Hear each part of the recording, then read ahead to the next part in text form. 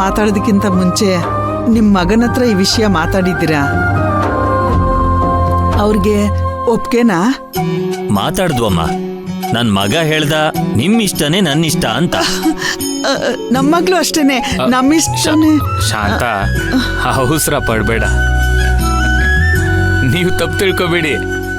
ನಮ್ಮ ಮನೇಲಿ ಏನೇ ನಿರ್ಧಾರ ತಗೊಂಡ್ರು ನಾವೆಲ್ಲ ಕೂತು ಮಾತಾಡ್ಕೊಂಡು ನಿರ್ಧಾರ ತಗೋತೀವಿ. ಮದುವೆ ಆಗೋಳು ಅವಳೇ ತಾನೇ, ಅವಳನ್ನ ಕೇಳದೆ ಹೇಳಕ್ಕಾಗತ್ತೆ. ಅವಳು ನನ್ನ ಮಾತು ಕೇಳ್ಬೇಕಲ್ವೇ? ಆಯ್ತು, ಧಾರಾಳವಾಗಿ ಅವಳ ಹತ್ರ ಕೇಳೆ, ಆಮೇಲೆ ಮುಂದಿನ ಮಾತಾಡೋಣ. ಒಟ್ನಲ್ಲಿ ನಿಮ್ ಮಗಳು ಮೈನಾ ನಮ್ಮ ಮನೆ ಸೊಸೆಯಾಗಿ ಬಂದ್ರೆ ಅಷ್ಟು ಸಾಕು.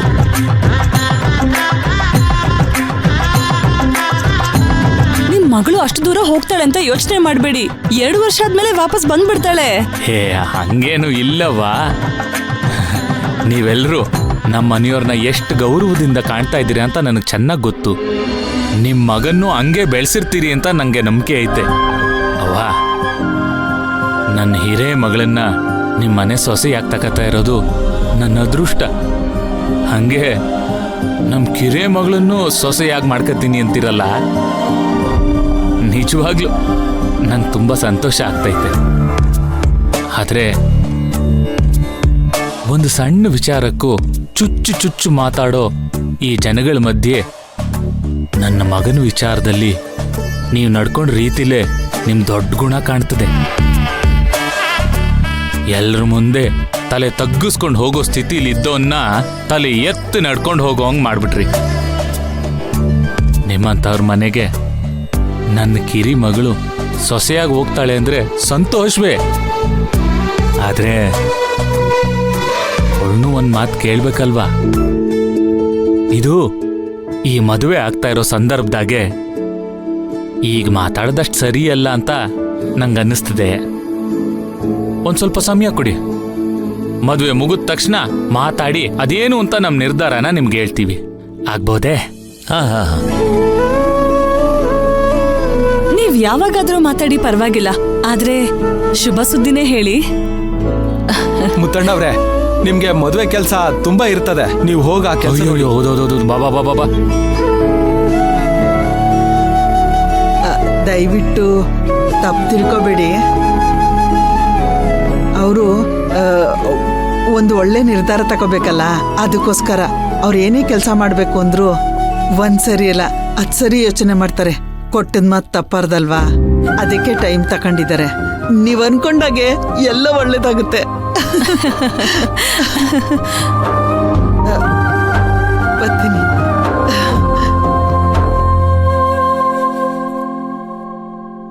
ಹಳಾದ್ ನೀರ್ಗಂಟಿ ನನ್ನ ಬರ ಕೇಳ್ಬಿಟ್ಟು, ಏ ಮಾಯವ್ವ, ಯಾವಾಗ ನೋಡಿದ್ರು ನೀನು ನನ್ನ ದಾರಿಗೆ ಅಡ್ಡ ಬರ್ತಾ ಇರ್ತೀಯ ನೋಡು. ನೀನು ಅಷ್ಟೇ ಅಡ್ಡ ಬಂದು ಬಂದು ನಿಂತ್ಕೋತ್ಯ. ಯಾರು ಹಿಂಗೆ ಅಡ್ಡ ಬರ್ತಾ ಇದೆ ಅಂದ್ರೆ ನಿನ್ ಕೈ ಕಾಲ್ ಮುರಿದು ಉರಿಯೋ ಬೆಂಕಿಗೆ ಹಾಕ್ಬಿಟ್ಟು ಕಾಪಿ ಕಾಯಿಸ್ಕೊಂಡ್ ಕುಡ್ದು. ಹೌದು ಹೌದು, ಹುಷಾರು.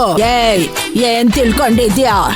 ನಿನ್ ಕೈ ಕಾಲ್ ಮುರಿದು ಒಲೆಗೆ ಹಾಕ್ಬಿಡ್ತೀನಿ, ಹುಷಾರು. ನೋಡು ನೋಡು ತಾಯವ್ವ, ಬೇಡ ಬೇಡ ಅಂದೆ. ಯಾಕೆ? ನಿನ್ನ ಆಮೇಲೆ ನೋಡ್ಕೋತೀನಿ. ನಿನ್ನ ಆಮೇಲೆ ನೋಡ್ಕೋತೀನಿ ಅನ್ಬಿಟ್ಟು ಆಡ್ಕೊಂಡ್ ಹೋಗ್ತಾವಳೆ. ಹೋಗಲೇ, ನೀನೇನ್ ನಾನು ನೋಡ್ಕೊಳ್ಳೋದು? ಹೋಗ್. ಬಾ ಅಜ್ಜಿ, ನೀನು ಅವಳ ಹತ್ರ ಯಾಕೆ ಜಗಳ? ನಾನು ಹೇಳ್ತೀನಿ ಇರು. ನೋಡು ಮಾಯವ್ವ, ನಾನು ನಿನಗೆ ಯಾವ ಕೆಲಸ ಕೊಟ್ಟೆ? ನೀನ್ ಇಲ್ಲಿ ಬಂದು ಮಾಡ್ತಿರೋ ಕೆಲಸ ಏನು? ಏಯ್, ನಾನೇನು ಮಾಡಿಲ್ಲ ಕಣೋ. ಅವಳೆ ಬಂದು ನನ್ ಮೇಲೆ ಎಗರಾಡ್ತಾವಳೆ. ನಿಮ್ಮ ಅಕ್ಕ ತಂಗಿರ್ ಜಗಳನ ಪಂಚಾಯತಿ ಮಾಡಕ್ ನಾನಿಲ್ಲಿ ಬರ್ಲಿಲ್ಲ.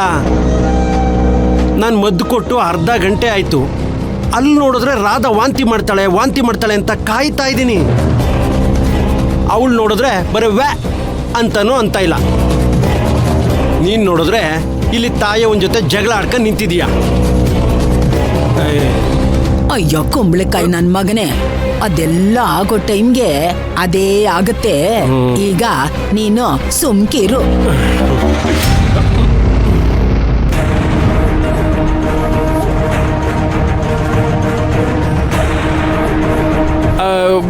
ಬಸ್ಸು, ನೀನೇನಿಲ್ಲಿ ಇದ್ದಕ್ಕಿದ್ದಂಗೆ ಏನ್ಲ ನಿರ್ಗಂಟಿ ಏನ್ ನಡೀತಾ ಇದೆ? ಅದು ಬಾಸು ಸಿಕ್ಕಾಪಟ್ಟೆ ತಲೆನೋಯ್ತಾ ಇತ್ತು. ಅದಕ್ಕೆ ಮಾಯವನ ಹತ್ರ ಏನ್ ಮಾಡ್ಬೇಕು ಅಂತ ಕೇಳಕ್ ಬಂದೆ ಬಾಸು. ಮಾಯವ, ನೀನು ಹೋಗು ಹೋಗು ಹೋಗು.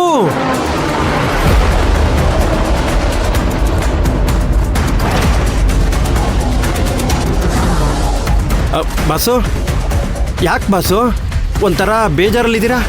ಯಾಕೋ ಮನ್ಸಿಗೆ ತುಂಬಾ ಕಷ್ಟ ಆಗ್ತಿದೆ ಕಳ್ಳ. ಆ ಮೈನ ಎಲ್ರ ಮುಂದೆ ಅವಮಾನ ಆಗೋ ಥರ ಮಾತಾಡ್ಬಿಟ್ಟು ನಾನು ಕೂಡ ಅವಳೇನೋ ಬದಲಾಗಿದ್ದಾಳೆ, ನಮ್ ದಾರಿಗೆ ಬರ್ತಾ ಇದ್ದಾಳೆ ಅಂತ ಅನ್ಕೊಂಬಿಟ್ಟೆ.